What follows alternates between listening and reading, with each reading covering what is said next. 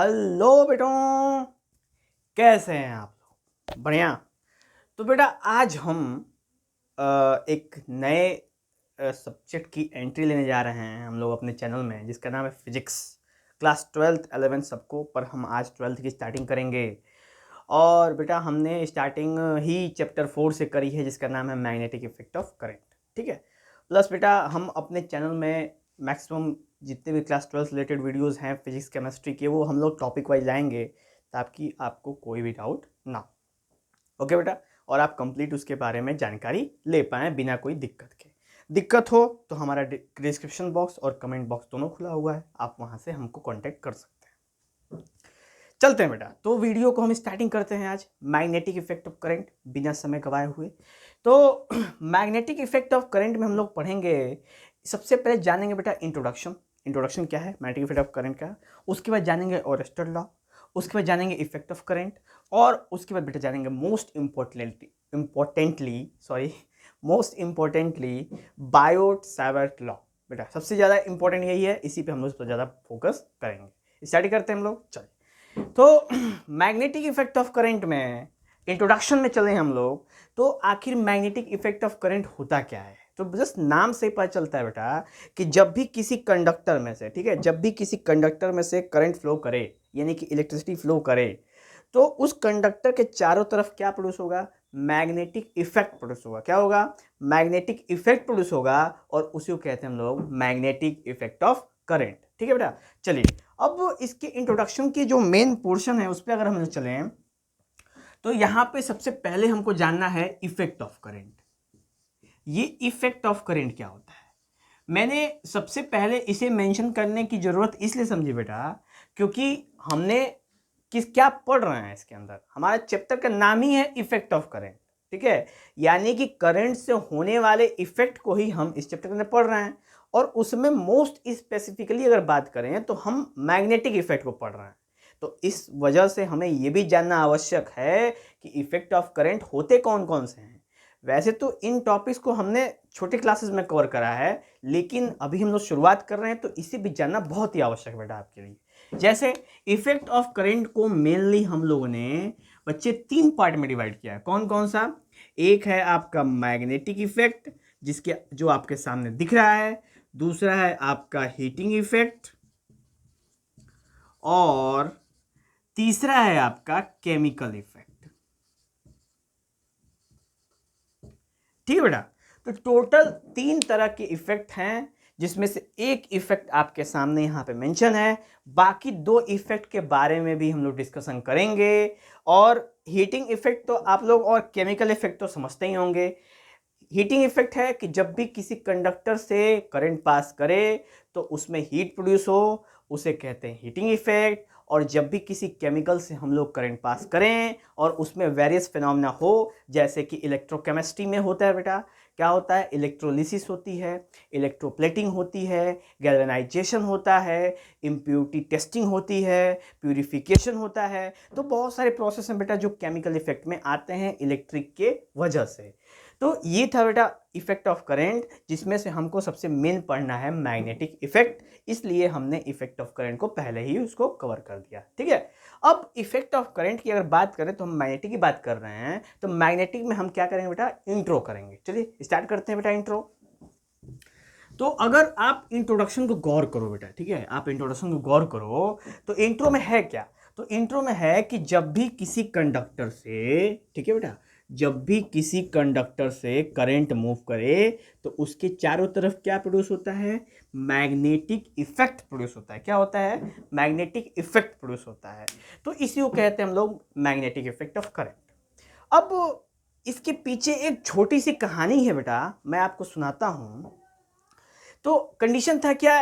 एक बार की बात है, बहुत पुरानी बात है। ठीक है बेटा, एक बार की बात है, बहुत पुरानी बात है। उस समय एक साइंटिस्ट हुआ करते जिनका नाम था हैंस क्रिश्चियन ओरस्टेड। क्या नाम था बेटा? Hans Christian Oersted. ओरस्टेड, ये नाम था बेटा। तो उस समय जब इनका समय चल रहा था, जब ये अपने नवयुवक यानी कि जवानी के टाइम में थे बेटा, तो उस समय इनको बहुत ही इच्छा थी, फिजिक्स में बहुत ही इंटरेस्ट था, फिजिसिस्ट थे ये बहुत ही अच्छे वाले। और इन्होंने क्या कर रहे थे कि अपने लैब में बेटा, जहाँ पे वो अपना शॉप चलाते थे उसी में उनका लैब भी था, ठीक है। क्योंकि जनरली बाहर के देशों में जैसे क्या होता है बेटा कि बहुत सारे साइंटिस्टों को मनी नहीं मिल पाता था कि वो अपने एक्सपेरिमेंट को आगे कैरी कर पाएँ, यानी कि सोर्स जिसको कहते हैं बेटा, इनकम। तो इस वजह से वो साथ में दुकान चलाते थे और अपना एक्सपेरिमेंटल लैब भी चलाते थे। तो हुआ यूँ बेटा कि जब वो एक रात अपने लैब में वर्क कर रहे थे, कौन, ओरेस्टेड, तो हुआ यूँ कि वो एक इलेक्ट्रिक इफेक्ट के ऊपर क्या कर रहे थे, रिसर्च कर रहे थे। तो उन्होंने क्या था, सिंपल मैं दिखा देता हूँ बेटा। उन्होंने एक सर्किट बनाया, उन्होंने एक वायर लिया, वायर में उन्होंने एक बैटरी जोड़ी, ठीक है बेटा, बैटरी जोड़ के और कुछ इसी में तिगड़म तिगड़म कर रहे थे बेटा, ठीक है, ये प्लस और ये माइनस, ठीक है, इसी में कुछ और किसी और फिनोमेना के साथ तिगड़म तिगड़म खेल रहे थे कि आखिर इसके संग ये करने पे क्या होगा। इसी बीच एक घटना घटी, क्या कि वो जब इस एक्सपेरिमेंट को प्रोसीड कर रहे थे तो हुआ यूँ कि वो उसमें नाकाम हो गए, ठीक है, यानी कि उन्होंने कई बार उसको अप्रोच किया, लेकिन हर बार वो फेल हो जाते थे, डिटेन हो जाते थे। लेकिन बेटा होगा क्या कि 3 4 5 6 7 बार के बाद उनको आ गया फ्रस्ट्रेशन, क्योंकि बेटा कोई भी काम जल्दी जब जिसका नहीं बनता है उनको फ्रस्ट्रेशन आ जाता है। तो उन्होंने गुस्से में उस पूरे सेटअप को उठा के और अपने टेबल पे जहाँ पे वो एक्सपेरिमेंट कर रहे थे वहाँ पे पटक दिया, ठीक। और जब उन्होंने पटक दिया तो उसी टेबल पे मैग्नेटिक कंपास रखा हुआ था। गौर करेंगे बेटा, मैग्नेटिक कंपास क्या होता है। मैग्नेटिक कंपास कुछ इस तरह का होता है और उसमें ऐसे एरो होता है जो हमेशा नॉर्थ की तरफ पॉइंट करता है। आपने देखे होंगे इसको। सॉरी बेटा, इसको मैग्नेटिक कंपास का प्रयोग करते हैं कौन, जो सेलर लोग होते हैं, जो समंदर में नाव खेते हैं, जहाज चलाते हैं, क्योंकि समंदर का रास्ता पता चलता नहीं है, तो वहाँ पे पता करने के बेटा कंपास का प्रयोग करते हैं, इसको कहते हैं मैग्नेटिक कंपास, ठीक है। तो वो वाला कंपास उनके टेबल पर रखा हुआ था, और जब उन्होंने जो ही उसे अपने सेटअप को टेबल के ऊपर पटका तो देखा कि मैग्नेटिक कंपास के अंदर फट से डिफ्लेक्शन हो गया, वो बेटा फटाक से डिफ्लेक्शन हो गया। अब डिफ्लेक्शन हो गया तो वो टेंशन में आ गई, ओ ये क्या हो गया, व्हाट इज दिस, तो गजब हो गया। फिर उन्होंने उठाया, फिर पटका, फिर डिफ्लेक्शन, फिर उठाया, फिर पटका, फिर डिफ्लेक्शन, जितनी बार उठा के पटका उतनी बार डिफ्लेक्शन। व्हाट इज दिस, वो तो बहुत सोच में पड़ गए, what is this, this is very खतरनाक थिंग। तो उन्होंने सोचा कि चलो इसको पहले अच्छे से सेटअप करके इसी को प्रोसीड करते हैं। तो उन्होंने पूरे जो सेटअप उनको जो फेंका फाकी कर रहे थे उस सेटअप को अच्छे से बनाया और मैग्नेटिक कंपास को नज़दीक रखा। जो ही वो अपना मतलब कि सेटअप ऑन किया, देखा मैग्नेटिक कंपास का डिफ्लेक्शन हो रहा है। तब उनके दिमाग में एक बात आई कि यार जब भी इस वायर से करंट फ्लो कर रहा है वैसे वैसे डिफ्लेक्शन हो रहा है, यानी कि करंट से डिफ्लेक्शन के बीच में कोई ना कोई रिश्ता तो है। ये रिश्ता क्या कहलाता है, सीरियल नहीं है बेटा, ठीक है, हाँ, तो ये रिश्ता क्या कहलाता है, इस पे जब उन्होंने चर्चा करी तो देखा, ओहो हो ये क्या, उन्होंने कहा कि ये तो मैंने गजब कर दिया, कहा गजब हो गया, मैं तो गजब ग्रेट हूँ। और उन्होंने वहीं से एक नया थ्योरी दी, किसने बेटा, हैंस क्रिश्चियन ओरेस्टेड। इन्होंने एक थ्योरी दी बेटा, क्या थ्योरी दी, उन्होंने कहा कि इफ आ गया, ठीक है कर लो, तो if the current is pass through any conductor then it produce magnetic field around it. और ये जो बेटा जो कॉन्सेप्ट उन्होंने दिया था वो बिल्कुल रिवॉल्यूशनरी कॉन्सेप्ट था, और इस कॉन्सेप्ट ने पूरा फिजिक्स वर्ल्ड को अंदर से एकदम हिला डाला बेटा, एकदम, ठीक है। और फिर क्या हुआ कि बहुत सारे कॉन्सेप्ट्स को बदलने पड़े, बहुत सारी नई नई बातें आ गई और उन्हें बहुत ही सम्मानित भी किया गया बेटा, हैंस क्रिश्चियन ओरेस्टेड को। और फिर उन्होंने और भी आगे खुश होकर बहुत सारी डिस्कवरी की जिनकी चर्चा हम बाद में करेंगे, ठीक है बेटा। तो यहाँ पे इन्होंने यही सबसे मेन काम किया था, क्या कि उन्होंने कहा कि जब भी किसी कंडक्टर से करंट पास करेंगे तो उसके चारों तरफ क्या प्रोड्यूस होगा बेटा, मैग्नेटिक फील्ड प्रोड्यूस होगा, और कंपास उसके नजदीक लेके आओ तो उसके अंदर क्या होगा, डिफ्लेक्शन होगा। दिस इज यूज्ड टू से it called the Oersted experiment and Oersted law. तो इसी को कहते हैं बेटा ऑरेस्टेड एक्सपेरिमेंट और ऑरेस्टेड लॉ, और ऐसे करके बेटा ये ऑरेस्टेड लॉ होता है कंप्लीट। तो कॉन्सेप्ट समझ में आया बेटा। हमने चर्चा करी, ऑरेस्टेड लॉ के बारे में बताया, थोड़ी सी कहानी पे भी चर्चा करी कि कैसी कहानी बनी थी, क्या उन्होंने किया था, और ऐसे करके बेटा ये था इंट्रो पार्ट।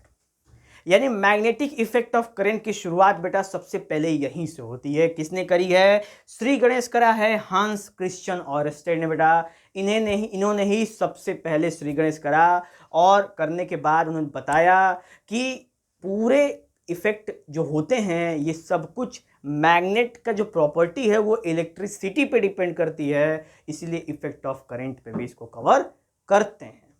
ओके, तो ऐसे करके बेटा इंट्रोडक्शन पार्ट हम लोग का हो गया क्लियर। और अब हम लोग बात करेंगे बेटा जो इसका जो मेन हेडिंग है, क्योंकि अभी तो ये इंट्रोडक्शन था बेटा, ठीक है, इंट्रोडक्शन था ये। अब इसका जो मेन हेडिंग है उस पर चर्चा करेंगे, जिसका नाम है बायोट सावर्ट लॉ। ठीक है बेटा, मोस्ट इंपॉर्टेंट, बहुत ही गहरा, एकदम गर्दा वाला आइटम है ये, एकदम गर्दा वाला लॉ है, एकदम इजी है, एक बार देखते ही 1 मिनट में याद हो जाएगा बेटा। ठीक है, वैसे वीडियो जितना ही बड़ा हो पर दिमाग में आ जाएगा। ठीक है, ये चीज क्लियर। स्टार्ट करा जाए हम लोग, चलिए इसको हटाते हैं और हम लोग स्टार्ट करते हैं बेटा जो मेन है Biot Savart law. You are ready? Ready, ever ready. चलिए बेटा ऐसी ही एनर्जी चाहिए, ठीक है, ऐसी एनर्जी रहेगी तो एकदम गर्दा करके पढ़ेंगे बेटा, गर्दा करके। ठीक है, और देखिए गर्दे से याद आया बेटा कि जनरली जब बच्चे जब मतलब कि क्लास 9, 10, 11, 12 में होते हैं तो हमेशा वो मतलब इंटरनली अगर देखा जाए एज फैक्टर को कवर किया जाए तो इस एज में बेटा बहुत सारी ख्यालें आते हैं, बहुत सारी बातें आते हैं, कुछ अच्छी होती हैं, कुछ बुरी होती हैं, वो आती रहती हैं, बात सही है। ठीक है, आपने पकड़ ली उस पॉइंट को। तो वो पॉइंट से जैसे क्या है मतलब कि क्लास चल रही है और क्लास को बीचों बीच आप पढ़ रहे हो और पढ़ते पढ़ते कुछ याद आ गया, लो तो हो गया बेकार। अब पढ़ कुछ और रहे, याद कुछ और आ गया। अब सोच रहे हैं कि देना है, गिफ्ट देना है। अब बताओ गिफ्ट क्यों देना है भाई? तो वही तो सामने चल रहा है फिजिक्स और आपको याद आ रहा है गिफ्ट देना है, तो बस दिक्कत हुई कि नहीं हुई? कॉन्सेप्ट आएगा? कभी नहीं आएगा। तो इस चीज़ को ध्यान रखते हुए, इस चीज़ को गौर करते हुए उन्होंने क्या सोचा? उन्होंने सोचा, यानी उन्होंने कौन ने, अरे हमने, हम अपनी बात बता रहे हैं आपको। ठीक है, तो हमने सोचा बेटा कि आपके लिए एक कॉन्सेप्ट क्रिएट किया जाए जिससे आप लोगों को अगर कभी भी आप रास्ते से पढ़ो तुरंत अपनी जगह पे आ जाओ। तो करना क्या है बेटा? सिंपल, आपको पहला काम करना है, पहला कंडीशन है कि जब भी आप ऐसे कंडीशन भागो, यानी कि जब भी सामने वाले की बात समझ में नहीं आ रही हो तो एक लंबी सांस लो, लंबी यानी कि फुल लेंथ की सांस बेटा, जैसे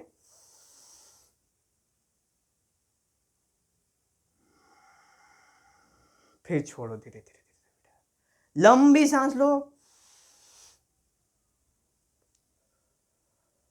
फिर धीरे धीरे धीरे छोड़ दो बेटा। ऐसा करेंगे बेटा, ठीक है। ऐसा करना कितनी बार है बेटा? ऐसा करना है 6 टाइम्स। कितनी बार करना है बेटा? 6 टाइम्स करना है। और जैसे कि जो ही मैं आपको ऐसे, अगर आपको कभी हम पढ़ा रहे हैं, हम लोग पढ़ रहे हो और हमारे लोग के पढ़ने के बीच में आपको कोई दिक्कत हो गई, तो दिमाग डाइवर्ट हो गया, या कहीं पे भी बेटा क्लास में, स्कूल में, किसी सब्जेक्ट में जो ही आपको ऐसा लगे कि मेरा माइंड डाइवर्ट हो रहा है, मेरे समझ में नहीं आ रहा है, तुरंत 6 बार लंबी लंबी सांसें लो, धीरे धीरे छोड़ो उसको। जी 6 बार ऐसे करोगे बेटा, तुरंत 7वें बार में कहोगे वाह क्या कंसंट्रेशन है, सब कुछ तुम्हारा, सारी जगह की बातें छट जाएंगी, केवल सामने बस टीचर नजर आएंगे और आप टीचर, आप टीचर, आप, एक कॉन्टेक्ट बन जाएगा। ठीक है बेटा, तो ये था मेरा पहला रूल बेटा, इस रूल को हमेशा फॉलो करेंगे। 6 time inhaling and exhaling oxygen, यानी कि एयर को 6 बार अंदर लेंगे, 6 बार बाहर करेंगे। और ये बेटा है, इसको कहता हूं मैं फोकस 6। इस मेरे कॉन्सेप्ट का नाम है बेटा फोकस 6। मैं इसको फोकस 6 से रिप्रेजेंट करता हूं, फोकस 6 से। ठीक है, अगर आपको फोकस करना है तो 6 बार आपको सांस अंदर लेना है और बाहर छोड़ना है। ठीक है बेटा, और इस कॉन्सेप्ट को मैंने अपना नाम दिया है फोकस 6। और इससे आपको कोई भी तरह का डिसकंसेंट्रेशन सब खत्म हो जाएगा, सीधा कंसेंट्रेट हो जाएंगे आप लोग बिना कहे हुए। ठीक है, चलो आते हैं हम लोग बेटा बायोट सावर्ट लॉ पे। और जब इसको खत्म कर दूं बेटा तो मैं आपको एक और कॉन्सेप्ट दूंगा जिसका नाम है 30 मिनट रूल। क्या है बेटा? 30 मिनट रूल। इस पे भी हम लोग गौर करेंगे 30 मिनट रूल है क्या। ठीक है, चलिए आगे चलते हैं हम लोग। तो अभी हम लोग बात करेंगे बेटा बायोट सावर्ट लॉ की। बायोट सावर्ट लॉ, ये क्या है बेटा, ठीक है, बायोट सावर्ट लॉ क्या है। तो बायोट और इसको नोट कर लिया बेटा, इसको नोट कर लीजिए, ठीक है। थोड़ा मैं इसको इरेज करूंगा क्योंकि थोड़ा फिगर वूगर बनाना रहेगा ना, थोड़ा सा इरेज करूंगा बेटा, इसको नोट कर लेना और ये गौर करना, फोकस 6 30 रूल मैं आपको बताऊंगा जरूर। चलिए बायोट सावर्ट लॉ पे बात करते हैं हम लोग बेटा। बायोट सावर्ट लॉ क्या है, तो बायोट और सावर्ट ये दोनों एक नहीं है, ये बात हमेशा गौर करना बेटा। ये बायोट, जॉन बैप्टिस्ट बायोट, ये इनका नाम है। उसके बाद सैवर्ट में भी हेनरी सैवर्ट करके इनका भी नाम है बेटा। टोटल एक फर्स्ट साइंटिस्ट और सेकेंड, मैंने फर्स्ट फिजिसिस्ट और सेकेंड फिजिसिस्ट, ये दोनों फिजिसिस्ट ने मिलके एक लॉ दिया। किस पे लॉ दिया मैग्नेटिक इफेक्ट ऑफ करंट पे। तो इस लॉ को बोलते हैं बेटा बायोट सावर्ट लॉ। क्लियर बेटा, क्या बोलते हैं इसको, बायोट सावर्ट लॉ बोलते हैं, एकदम बिना कोई टेंशन के। अब जो मेन इंपॉर्टेंस है कि बायोट सावर्ट लॉ दिया क्यों गया, why it is importance to know how why the Biot Savart law is given.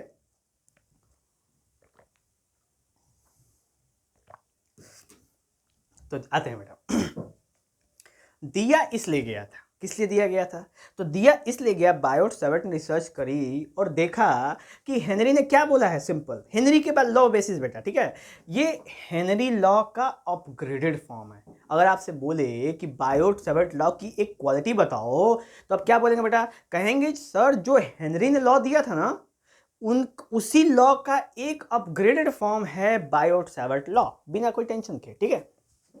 अब ये अपग्रेडेड कैसे है, तो गौर करते हैं। हेनरी ने बोला कि जब भी किसी वायर से करंट जाएगा तो उसके चारों तरफ क्या होगा, मैग्नेटिक फील्ड प्रोड्यूस होगा। और बायोट सावर्ट की क्या आवश्यकता पड़ी, तो बायोट सावर्ट ने देखा कि यार ये चारों तरफ तो मैग्नेटिक फील्ड प्रोड्यूस हो रहा है, पर हमें पता कैसे चलेगा, हमें कैसे निकालना। अगर हमें मान लो यहाँ पे करंट है, हमको इस पॉइंट पर अगर मैग्नेटिक फील्ड, यानी ये वायर है और हमको इस पॉइंट पर मैग्नेटिक फील्ड निकालना है, कैसे पता करेंगे हम लोग, कैसे जान जाएंगे हेनरी लॉ की मदद से। गर्म हो गए लोग, बायोट और सावर्ट दोनों मिलके, कैसे जान जाओगे तुम। तो ऐसे करके उन्होंने एक नई रिसर्च करी और रिसर्च करके डेवलप करी ये लॉ, जो लॉ है बहुत ही इंपॉर्टेंट और इस पे अच्छे खासे न्यूमेरिकल्स आते हैं। इसकी थ्योरी पूछी जाती है, न्यूमेरिकल्स अगर नहीं भी आए पर थ्योरी आती है बेटा। और इनका जो फॉर्मूला है वो आप ये देख सकते हो, dV equal to mu not upon 4 pi IDL sin theta upon R square, ठीक है। तो लो स्टार्ट करते हैं बेटा इसकी, मतलब इसको स्टार्ट करते हैं। तो चलिए सबसे पहले इसका एक फिगर ड्रॉ करेंगे और फिगर को समझने की कोशिश करेंगे बेटा, ठीक है। फिगर ड्रॉ करेंगे और फिगर को समझने की कोशिश करेंगे, तभी जाके बात बनेगी आपकी। सबसे पहले हमने क्या कर रखा है, हमने एक वायर बना दिया, ठीक है बेटा, वायर बना दिया, इसमें I करंट फ्लो कर रहा है, ठीक है। और यहाँ पे हमने एक छोटा सा डिस्टेंस ले लिया, ठीक है, अपने से, इसको मान लिया DL, ओके। और हमें इस पॉइंट पे जिसका नाम है P पॉइंट पे बेटा हमको मैग्नेटिक फील्ड चेक करना है कि मैग्नेटिक फील्ड की इंटेंसिटी कितनी है, मैग्नीट्यूड कितना है एंड मैग्नेटिक फील्ड का डायरेक्शन कितना है, क्योंकि बेटा हमको दोनों फाइंड करना बहुत आवश्यक है, ठीक है। हमें दोनों फाइंड करना होता है और हम लोग यहाँ से फाइंड करके आपको हर एक बात पॉइंट पे क्लियर करके बताया जाएगा। तो अब हमने क्या किया बेटा, DL से एक ऐसे लाइन आपने करना है, ऐसे, यानी कि हमने ड्रॉ कर दिया ऐसे लाइन, स्ट्रेट लाइन है, इसको हम R से रिप्रेजेंट करते हैं, ठीक है बेटा। और यहाँ पे जो बनता है वो बनता है एक थीटा एंगल। अब बहुत लोगों के दिमाग में जाएगा कि यार ये थीटा एंगल सर कैसे बन सकता है, तो बच्चों थीटा एंगल इसलिए बन सकता है क्योंकि जब हम छोटी सी लाइन, जैसे मान चलो कि किसी भी कर्व लाइन में, मान लो ये सर्कल है, ये सर्कल कर्व है, इस सर्कुलर कर्व में अगर हम छोटा सा पॉइंट, अगर छोटा सा एलिमेंट लेते हैं ना, करंट एलिमेंट, सॉरी छोटा जब एलिमेंट हम निकालते हैं उसमें से, तो उस छोटे से एलिमेंट को हम कैसे ट्रीट करते हैं, उस छोटे से एलिमेंट को हम लोग स्ट्रेट लाइन की तरह ट्रीट करते हैं। इसी कॉन्सेप्ट का प्रयोग हम लोग यहाँ पे भी बेटा करते हैं, ठीक है। छोटी सी लाइन को हम कैसे ट्रीट करेंगे, इस छोटी सी लाइन को हम लोग स्ट्रेट लाइन की तरह ट्रीट करेंगे, क्योंकि सर्कुलर में छोटी छोटी स्ट्रेट लाइन ही मिलके वहाँ पे बनती है। अब इसका एग्जांपल बेटा कि आप अगर सेंटर से एक रेडियस ड्रॉ कर दो और यहाँ से टेंजेंट निकालो तो इसके बीच में कितना एंगल बनेगा, 90। क्यों बनेगा, क्योंकि वो छोटी सी लाइन के ऊपर 90 डिग्री का फॉर्मेशन होता है बेटा, ठीक है। कितने का होता है, 90 डिग्री का फॉर्मेशन वहाँ पे होता है छोटी सी लाइन पे, ओके। चलिए ये क्लियर हुआ। उसके बाद अब वापस हम लोग यहाँ आते हैं। अब यहाँ पे हमने क्लियर कर दिया, और ये डीएल हो गया, ये आई हो गया, और ये थीटा हो गया बेटा, और ये इसके बीच में डिस्टेंस हो गया, पी पॉइंट के बीच में डिस्टेंस, सिंपल। और अब हम लोग यहाँ पे डिराइव करेंगे। डेरिवेशन में मैंने आपको सिंपल दिखाया था बेटा, इसका फॉर्मूला होता है, तो यहाँ पे जानेंगे हम लोग। इसका फॉर्मूला होता था बेटा, क्या बताया था मैंने, D V is equal to mu not upon 4 pi ideal sine theta upon are square. ये कॉन्सेप्ट बताया था मैंने। चलिए अब इसी को हम देखते हैं। यहाँ पे केस है कि जब किसी कंडक्टर से करंट पास करेगा तो क्या प्रोड्यूस करेगा, आपको पता है, मैग्नेटिक फील्ड प्रोड्यूस करेगा। लेकिन जब वही कंडक्टर छोटा हो, यानी कि स्मॉल कंडक्टर से अगर हम लोगों को किसी पॉइंट पे मैग्नेटिक फील्ड निकालना हो, तो मैग्नेटिक फील्ड भी कैसा होगा, स्मॉल होगा। कोई इशू, मैग्नेटिक फील्ड भी कैसा होगा, स्मॉल ही होगा। तो चलिए देखते हैं मैग्नेटिक फील्ड का केस। तो यहाँ पे बेटा आ जाएगा सबसे पहले फ्रॉम ओयरस्टेड लॉ। ओयरस्टेड लॉ ने बोला था क्या, कि किसी भी कंडक्टर में करंट पास करोगे तो मैग्नेटिक फील्ड प्रोड्यूस होगा। वही मैग्नेटिक फील्ड प्रोड्यूस हो रहा है, अब हमको ये टेस्ट करना है। तो जब हमने यहाँ से देखा तो गिवन है कि यहाँ पे कंडीशन है आपका कि लेट कर लेंगे हम लोग कि डीएल क्या है, आपका करेंट एलिमेंट। ठीक है बेटा, करेंट एलिमेंट भी बोल सकते हैं आप, और इसको बोल सकते हैं आप लेंथ एलिमेंट। ठीक है बेटा, क्योंकि लेंथ भी है, छोटी सी लेंथ है। इसको डीएल को आप करेंट एलिमेंट, ये डीएल है बेटा, ठीक है, नहीं क्लियर हुआ तो मैं इसको क्लियर कर देता हूँ। ये डीएल है, इसको हम करेंट एलिमेंट बोल सकते हैं, और लेंथ एलिमेंट भी इसको कंसीडर कर सकते हैं। ठीक है, नेक्स्ट है थीटा, इसका एंगल है, थीटा दिख रहे हो, आई है उसके साथ है, पी पॉइंट है, आर रेडियस है, उसके बीच का डिस्टेंस है। चलिए तो यहाँ स्टार्टिंग करते हैं हम लोग। जो डीबी है यानी मैग्नेटिक फील्ड है, वो डायरेक्टली प्रोपोर्शनल है किसके, वो डायरेक्टली प्रोपोर्शनल है आई के, आई डी एल के। यानी कि इस डी एल में से क्या फ्लो कर रहा है, आई कर रहा है ना, तो आई डी एल को हम लोग एक साथ ले सकते हैं। और वहाँ से हमें पता चला कि जो मैग्नेटिक फील्ड है वो आइडियल क्या है, डायरेक्टली प्रोपोर्शनल है। ठीक है, चलो जो डी बी है वो साइन थीटा क्या है, डायरेक्टली प्रोपोर्शनल है। क्यों, क्योंकि आप देख सकते हो यहाँ पे थीटा है, theta is the angle of a line between P point and जो ओरिजिनल हम लोग का वायर है उसके बीच में जो एंगल है वो थीटा, साइन थीटा हो गया। क्लियर। नेक्स्ट है बेटा, जो डीबी है वो इनवर्सली प्रोपोर्शनल है आर स्क्वायर के। ठीक है बेटा, जो डीबी है वो इनवर्सली प्रोपोर्शनल है आर स्क्वायर के, जो आप यहाँ पे देख सकते हो डिस्टेंस बिटवीन देम, ये हो गया। तो एक हो गया बेटा आई डी एल, दूसरा हो गया साइन थीटा, आपको होगा तीसरा होगा 1/r²। Total 3 point. तो इसको लेंगे बेटा equation first, equation second and equation third respectively, ले लिया। अब नेक्स्ट है कंबाइनिंग, कंबाइन कर दीजिए बेटा इसको, combining equation first, second and third respectively.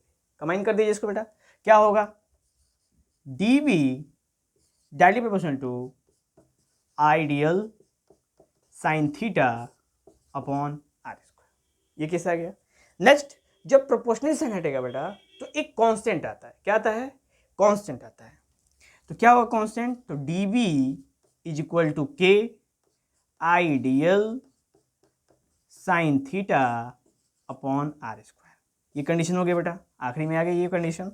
अब इस के की वैल्यू कितनी है, के पे चर्चा करेंगे। तो के की वैल्यू जब एक्सपेरिमेंटली इसको चेक किया गया, वेरिफिकेशन के लिए आया बेटा, तो वो आया म्यू नॉट अपॉन 4 पाई।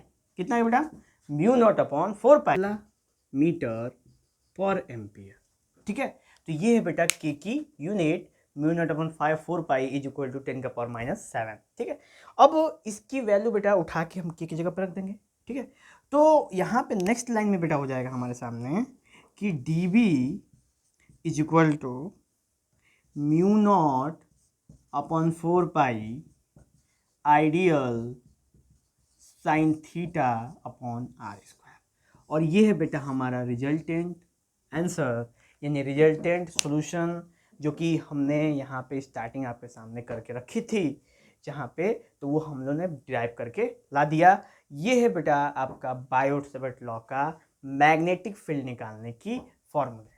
ठीक है, अब आप इससे मैग्नेटिक फील्ड निकाल सकते हो। तो अब यहाँ पे क्या है कि इस P पॉइंट पे आपको मैग्नीट्यूड तो निकालना है बेटा, ये मैग्नीट्यूड का फॉर्मूला हो गया। आप P पॉइंट में मैग्नीट्यूड तो निकालना है, लेकिन साथ में ये भी बताना है कि मैग्नेटिक फील्ड का डायरेक्शन है क्या। ठीक है, तो यहाँ पे मैग्नेटिक फील्ड का डायरेक्शन है क्या वो हम देखते हैं बेटा। तो मैग्नेटिक फील्ड का डायरेक्शन यहाँ पे अगर हम लोग देखा जाए तो वो है बेटा cross.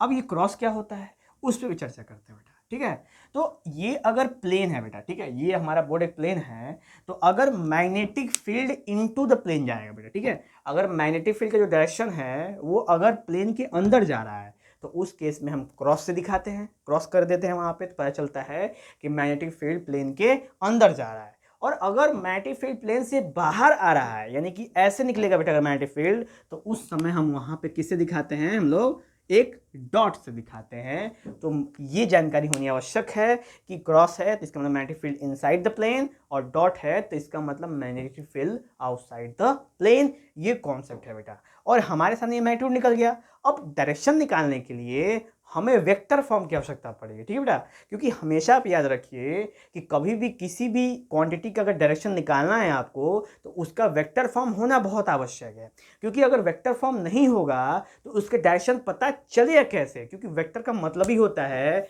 Magnitude plus direction. Okay, चलिए तो इसका वेक्टर फॉर्म निकालते हैं बेटा। तो वेक्टर फॉर्म निकालने का तरीका है, यानी कि ये जो वैल्यू आई है इसको सॉल्व करेंगे तो कैसे पता चलेगा कि कितना है। ठीक है, इसको सॉल्व करेंगे, कैसे सॉल्व करेंगे गौर करते हैं हम लोग। तो एक चीज़ है, सबसे पहले बेटा इसका एसआई यूनिट लिख देते हैं। तो SI unit of magnetic dB की वैल्यू क्या है, तो डीबी की एसआई यूनिट है टेस्ला। क्या है बेटा, एसआई यूनिट ऑफ डीबी यानी SI unit of magnetic field. Magnetic field की एसआई यूनिट क्या है बेटा, इसको हटा देते हैं, ये तो आई गया है, वो है आपका टेस्ला। टेस्ला से दिखाते हैं हम लोग, जिसको हम कैपिटल टी से रिप्रेजेंट कर सकते हैं। ठीक है बेटा, और बेटा आप लोग लाइन से इसको थोड़ा पॉज करके आप लोग नोट कर लेंगे, क्योंकि मैं फिर मिटा दूंगा, फिर आपको दिक्कत होगा, तो इसलिए आप नोट करते हुए चलेंगे उसको। ठीक है, चलिए तो अभी ये D B is equal to mu not upon 4 pi ideal sine theta upon are square, ये है मैग्नीट्यूड। अब अगर हमको किसी भी मैग्नीट्यूड यानी मैग्नीट्यूड माने स्केलर, तो अगर आपको अगर याद हो थोड़ा सा स्केलर वेक्टर का कॉन्सेप्ट, तो क्या कहता है स्केलर वेक्टर कॉन्सेप्ट कि अगर किसी भी स्केलर में यूनिट वेक्टर का मल्टीप्लाई कर देंगे तो वो जो स्केलर किस में कन्वर्ट हो जाएगा बेटा, वो कन्वर्ट हो जाएगा वेक्टर में। किस में कन्वर्ट हो जाएगा, वेक्टर में कन्वर्ट हो जाएगा, वही हम देखेंगे। तो कंडीशन है कि अगर हम किसी भी स्केलर में अगर हम यूनिट वेक्टर का मल्टीप्लाई कर देते हैं तो वो क्या बन जाएगा बेटा, वो बन जाएगा आपका वेक्टर, और आप यहाँ पे देख सकते हैं ये कॉन्सेप्ट बेटा, ये कंडीशन है। इस कंडीशन को थोड़ा सा उठा के हम ऊपर लिख देते हैं ताकि हमें स्पेस की आवश्यकता बेटा पड़ेगी। DV into unit vector is equal to DV vector, और जब इसके ऊपर बेटा वेक्टोरियल साइन रहेगा या डायरेक्शन साइन रहेगा तो ही हम इसका डायरेक्शन निकाल सकते हैं। और बेटा मैं आपको एक तरीका बताऊंगा कि कैसे हम डायरेक्शन निकालेंगे और किस चीज़ की मदद से निकालेंगे। ठीक है बेटा, तो चलिए स्टार्ट करते हैं हम लोग। अब हमारे पास स्केलर है, इसमें हम आर कैप का अप्लाई कर देते हैं। तो आर कैप का मतलब क्या होता है बेटा, तो उसको देख लेते हैं, mu not upon 4 pi into I DL sine theta upon are square into R upon mod R. ठीक है बेटा, ये तो ये कंडीशन है हमारे सामने। यूनिट वेक्टर क्या होता है, यूनिट वेक्टर वो होता है जो ये हो जाएगा R vector upon mod R. इसी से बेटा हम लोग यूनिट वेक्टर को रिप्रेजेंट करते हैं। यूनिट वेक्टर ऐसा वेक्टर होता है अगर किसी भी स्केलर में आप उसका मल्टीप्लाई कर देंगे तो वो स्केलर किस में कन्वर्ट हो जाएगा, वेक्टर में कन्वर्ट हो जाएगा बेटा। ये वेक्टर का कॉन्सेप्ट है, इसको दिमाग में नोट करेंगे। ठीक है, चलिए आगे बढ़ा जाए। तो आगे जब इसको सॉल्व करेंगे बेटा हम लोग क्या हो जाएगा, ये हो जाएगा म्यू नॉट अपॉन 4 पाई, ये हो जाएगा बेटा आई डी एल, और ये हो जाएगा बेटा cross R upon R cube हो जाएगा। अब ये कैसे आया, ये तो पूरा वक्त बदल गया, जज्बात बदल गया, आप यही कहोगे, लेकिन नहीं, कैसे हुआ। तो एक चीज़ गौर करो बेटा, एक फॉर्मूला है वेक्टर में ही, a cross b is equal to a b sine theta. क्या है, a cross b is equal to a b sine theta. तो यहाँ पे ए क्रॉस बी किसके बीच में बना है, तो ए है आपका डीएल, ये क्या है बेटा, थोड़ा सा आई में गैप रख देते हैं हम लोग, थोड़ा सा आई को दूर कर देते हैं। तो आपका जो बेटा ए है, स्मॉल ए वाला ये है, वो है आपका डीएल, और जो बी है वो है आपका आर। और जब भी इनको मल्टीप्लाई करोगे तो क्या बनेगा बेटा, ए बी साइन थीटा। तो गौर करोगे ऊपर कि जब हमने आर का मल्टीप्लाई किया था तो आई डीएल आर हो गया था, तो आई डीएल आर साइन थीटा, और आई डीएल आर साइन थीटा का मतलब ये हो जाएगा डीएल क्रॉस आर। ये कॉन्सेप्ट आपका बन जाएगा। तो नेक्स्ट जब देखेंगे बेटा हम लोग, तो ये है इसका, इसके ऊपर एक वेक्टर का सिंबल लग जाएगा, और ये है वेक्टर फॉर्म। क्या है बेटा, ये है vector form of Biot Savart law. क्या है बेटा, ये है वेक्टर फॉर्म किसका, बायोट सावर्ट लॉ का। और इसी वेक्टर फॉर्म की मदद से हम पी पॉइंट पे मैग्नेटिक फील्ड का डायरेक्शन निकाल सकते हैं। किस निकालेंगे बेटा, पी पॉइंट पे मैग्नेटिक फील्ड का डायरेक्शन निकालेंगे, और अभी निकालेंगे। ठीक है, चलिए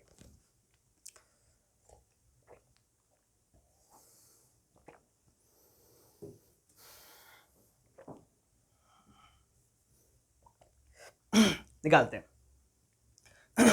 सबसे पहले गौर करेंगे बेटा, ये है हमारा राइट हैंड बेटा। ठीक है, क्या है ये राइट हैंड है, क्योंकि देखिए बेटा मैं रक्षा पहना है, राइट हैंड है। हम मैग्नेटिक फील्ड के केस में हर जगह किसका प्रयोग करेंगे हम लोग, मैग्नेटिक फील्ड के केस में बेटा हर जगह हम राइट हैंड का प्रयोग करेंगे, और इससे बनेगा राइट हैंड रूल। और ये राइट हैंड रूल किस द्वारा दिया गया बेटा, ये राइट हैंड रूल याद करिए, ये मैक्सवेल के द्वारा दिया गया था। इसको बोलते हैं इसीलिए मैक्सवेल राइट हैंड रूल। तो गौर करेंगे मैक्सवेल राइट हैंड रूल है क्या। ठीक है, तो मैक्सवेल राइट हैंड रूल है कि जब ये थंब और ये फिंगर्स, गौर करना बेटा, ये थंब ये फिंगर ऐसे ऐसे ऐसे ऐसे, बुलाना नहीं किसको ना, बुलाना नहीं किसी को नहीं बुलाना है, आपको बस इसका यूज करना है। चलिए अब देखते हैं, इसमें सबसे पहले हम लोग बस बेटा इसी से मतलब है डायरेक्शन से, बस ये देखो ये इसी से मतलब है हमको, और इस पूरे से कोई मतलब नहीं है हमको, बस किससे मतलब है, इस क्रॉस फॉर्म से मतलब है हमको, इस ए क्रॉस बी वाले से मतलब है, और किसी से मतलब नहीं है हमको, टोटली उसी से मतलब है। Only in the case of direction, अगर डायरेक्शन की बात करोगे तो केवल इसी से मतलब है, और मैग्नीट्यूड की बात करोगे तो ऊपर वाले से मतलब है, बाकी इनके अलावा कोई इशू नहीं है। चलिए चलते हम लोग। ये है डीएल, और ये है आपका आर, और ये है आपका पी पॉइंट। क्या बोला है कि करंट के डायरेक्शन में 4 फिंगर। ठीक है बेटा, करंट के डायरेक्शन में 4 फिंगर, और आर की तरफ कर्ल, यानी डीएल के, देखिए बेटा डीएल के डायरेक्शन में 4 फिंगर और आर की तरफ कर्ल, गौर करना बेटा, डीएल के डायरेक्शन में 4 फिंगर, ठीक है, और जिधर आर है, अगर आर इधर है तो आर की तरफ कर्ल, अगर आर इधर है तो आर की तरफ कर्ल, जिधर थंब वो है डायरेक्शन ऑफ मैग्नेटिक फील्ड। इसको अप्लाई किया जाए तो यहां पे देखिए डीएल यानी आइडियल की डायरेक्शन में बेटा 4 फिंगर है, 4 फिंगर आइडियल डायरेक्शन में, और पी पॉइंट की तरफ कर्ल कर लो, पी पॉइंट की तरफ कर्ल कर लिया हमने, यानी आर डायरेक्शन में हमने क्या कर लिया बेटा, कर्ल कर लिया। और ये थंब देखो, थंब है इनसाइड, यानी कि यहाँ पे मैग्नेटिक फील्ड हो बेटा इनसाइड द प्लेन, यानी इसको कहेंगे इनवर्ड। क्या कहेंगे बेटा, इसको कहेंगे इनवर्ड।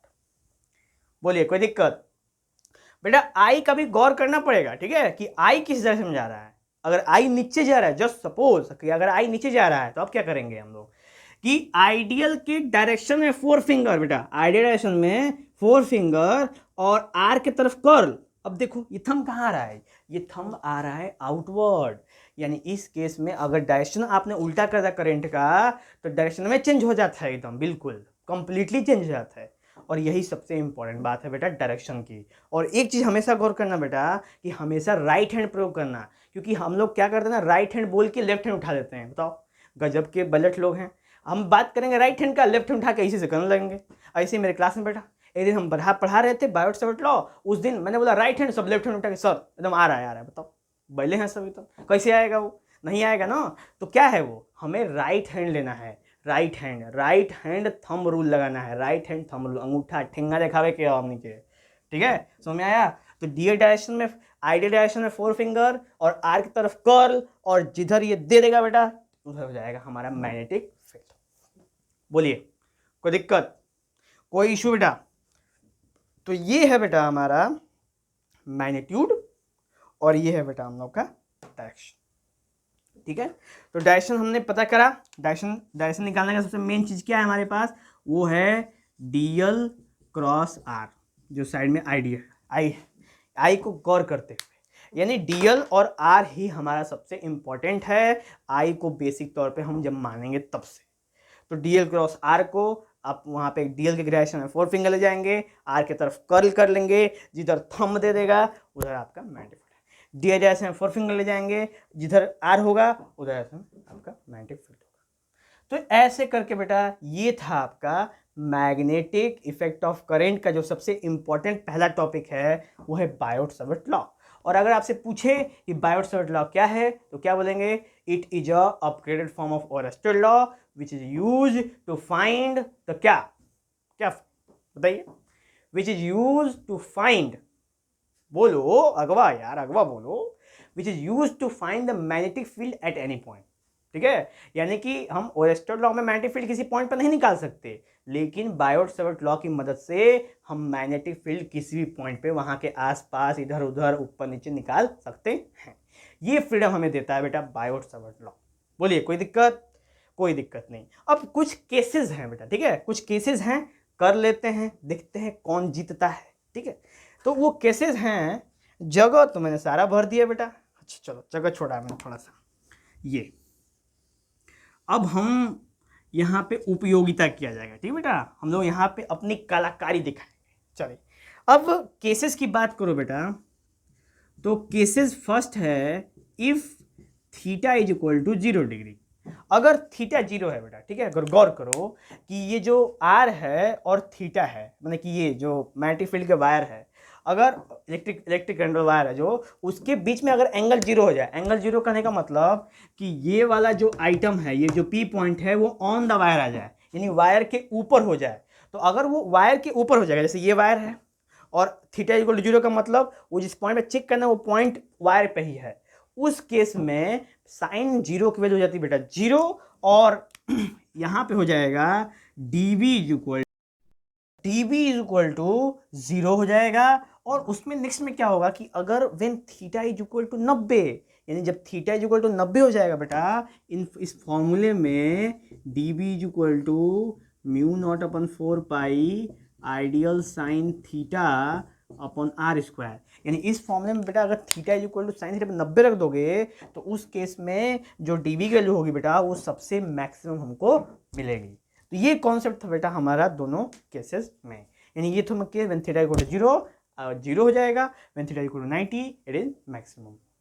ओके, तो बेटा अब हम लोग बात करेंगे एक न्यूमेरिकल की। न्यूमेरिकल्स की बात करने से बेटा आपको क्या होगा कि आपको प्रॉब्लम हो जाएगा क्लियर बिल्कुल, और फॉर्मूला हो जाएगा दिमाग में प्रिंटेड। ओके, तो बस देख लेते हैं बेटा कैसे इसको सॉल्व करना है। चलिए, तो इस फॉर्मूले के लिए जो एक्स्ट्रा चीज़ें आपके सामने होनी चाहिए वो होना चाहिए डायरेक्शन। आपको डायरेक्शन आना चाहिए। डायरेक्शन कैसे निकालेंगे, तो हमें पता है एक डायरेक्शन आ जाते हैं नॉर्थ साउथ ईस्ट वेस्ट, ये बनाने आपको आना चाहिए तभी बना पाएंगे बेटा। ठीक है, क्वेश्चन पढ़ते हैं, in a conductor of length 100 meter the 10 ampere current flows north south. यानी एक 100 मीटर का बेटा क्या है, एक 100 मीटर का कंडक्टर है। ठीक है, एक 100 मीटर का कंडक्टर है और उसका जो करंट फ्लो कर रहा है वो कैसे फ्लो कर रहा है, नॉर्थ टू साउथ, यानी जो आई करने का डायरेक्शन बेटा वो नॉर्थ टू साउथ है। ठीक, उसके बाद एक डीएल लिया गया हमने 3 सेंटीमीटर, यानी एक डीएल हमने 3 सेंटीमीटर ले लिया, करंट एलिमेंट कितना 3 सेंटीमीटर, और उस हमको निकालना है dB at a distance 5 centimetre, यानी बेटा 5 centimetre, and also find the direction of playing north south direction. तो 5 सेंटीमीटर कैसे निकालना है बेटा, तो ये भी डिसीजन नहीं है, तो हम एक पॉइंट क्लियर कर लेते हैं कि जस्ट सपोज 5 सेंटीमीटर हमको यहाँ दिखाना है। क्यों, क्योंकि यहाँ पे बेटा थीटा कितना है, थीटा इज इक्वल टू वो है आपका 30 degree and towards east, east में 30 डिग्री देना है बेटा आपको। इसका मतलब ये पॉइंट कहाँ है, ये पॉइंट कहीं यहाँ है, और यहाँ पे हमको पी पॉइंट पे मैग्नेटिक फील्ड क्या करना है बेटा, चेक करना है। तो करते हैं चेक पी पॉइंट पे मैग्नेटिक फील्ड। तो फॉर्मूला है हमारे पास dB is equal to mu not upon 4 pi IDL sine theta upon are square, और हमारे सामने बेटा क्या क्या दिया हुआ है, तो फिजिक्स के क्वेश्चन करने के तरीके क्या है ना, सबसे पहले उसमें कंटेंट नोट कर लेते हैं, ठीक है, ये कंटेंट्स क्या क्या दिए हुए हैं उसके फॉर्मूला नोट कर लेते हैं और उसको उसमें प्लेस कर देते हैं। तो कंटेंट नोट करते हैं बेटा, यहाँ पे दिया हुआ है length of conductor 100 metre, current 10 ampere, direction north south, उसके बाद है आपका ये करंट का डायरेक्शन हो गया बेटा, करंट का डायरेक्शन हो गया, ये क्लियर हो गया। उसके बाद है डीएल 3 सेंटीमीटर है ना बेटा, इसको मीटर में कन्वर्ट करेंगे, 3 इंटू 10⁻⁻2 मीटर। उसके बाद डिस्टेंस कितना दिया बेटा, डिस्टेंस यानी r is equal to 5 centimetre, इसको भी कन्वर्ट करेंगे 5 इंटू 10⁻⁻2 मीटर। और आपको डायरेक्शन निकालना है इसका, तो हमें यहाँ पर डायरेक्शन निकालने का तरीका बाद में देखा जाएगा कि सबसे पहले हमको मैग्नीट्यूड निकालना है, ठीक है बेटा।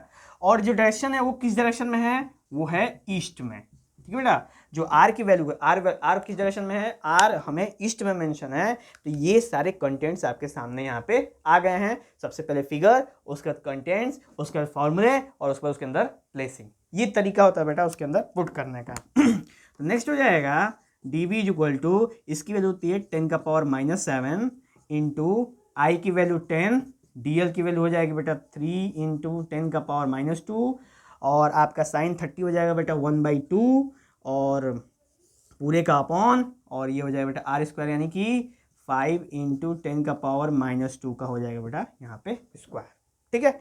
अब नेक्स्ट जब इसको सॉल्व करेंगे बेटा, तो ये हो जाएगा 10⁻⁻7 इंटू आपको हो जाएगा बेटा टी ए से ये कट जाएगा 5 बार में, तो ये बेटा 15 इंटू 10⁻⁻2 अपॉन ये हो जाएगा बेटा 25 गुणे 10⁻⁻4। आगे सॉल्व करें बेटा, तो ये हो जाएगा 7 2 9 4 गया 5, हाँ, तो ये हो जाएगा बेटा 15 इंटू 10⁻⁻5 अपॉन 25, 5 5 जा 25, 5 3 जा बेटा 15, और ये हो जाएगा आपका 5 6 30, 0.3 इंटू 10⁻⁻5, ठीक है बेटा। और आप इसको लिख सकते हो 3 इंटू 10⁻⁻6 टेस्ला। तो ये था बेटा मैग्नीट्यूड, यानी कि उस पी पॉइंट पे जो हमारा डीबी की वैल्यू कितनी होगी, 3 इंटू 10⁻�6 टेस्ला वहाँ पे वैल्यू आएगी। और ये है तरीका बेटा आपको सॉल्व करने का, प्लस कैलकुलेशन आना चाहिए बेटा, कैलकुलेशन नहीं आएगा तो दिक्कत है, ठीक है, क्योंकि भाई कैलकुलेशन नहीं होगा तो आप स्टूडेंट नहीं कह सकते ना, कैलकुलेशन आना चाहिए आपको, एक क्लियर। और हमें कैलकुलेशन नहीं आएगा तो हम कैसे गर्दा करेंगे भाई, आगे आगे बहुत दूर तक जाना है आप लोगों को, ठीक है। चलिए तो नेक्स्ट चर्चा करेंगे जब हम इसकी डायरेक्शन की, डायरेक्शन के लिए क्या चाहिए बेटा, वेक्टर फॉर्म। तो क्या बोलता है ये, आईडीएल अक्रॉस आर, यही बोलता है ना वेक्टर फॉर्म। तो आईडीएल क्या है बेटा, आई और डीएल है, यानी करंट की डायरेक्शन है 4 फिंगर बेटा, ठीक है, करंट डायरेक्शन है 4 फिंगर आईडीएल में, और पी की तरफ कर्ल यानी कि कहाँ निकल रहा है, आउटसाइड निकल रहा है। क्या निकल रहा है बेटा, आउटसाइड, यानी पी पॉइंट पे जो डायरेक्शन है वो क्या होगा, आउटवर्ड का होगा। तो लिखेंगे direction of magnetic field is equal to outward, outward है, ठीक है बेटा। और ऐसे करके बेटा हमारा जो होता है पाइवट-शॉर्ट लॉ का पूरा कंप्लीटनेस हो जाता है आपका तैयार, ठीक है। इसमें कुछ जो एमसीक्यू पूछते हैं जेई नीट में, वो केसेस पे पूछते हैं, कुछ फॉर्मूले पूछते हैं, कुछ वेक्टर फॉर्म में पूछ देते हैं, ठीक है। तो आप उन सबको कवर करेंगे, हमने एक एक पॉइंट को क्लियरली आपको समझाया है, आप इसको दोबारा तिबारा भी देख सकते हैं बेटा, ताकि आपको कोई भी दिक्कत का सामना ना करना पड़े। तो यहीं मेरा वीडियो समाप्त होता है बेटा, चलते हैं हम लोग आगे, मिलेंगे नेक्स्ट पार्ट में इसके, जो है कि और भी इंटरेस्टिंग से इंटरेस्टिंग बनते जाएंगे, ठीक है बेटा। चलते हैं, जय हिंद।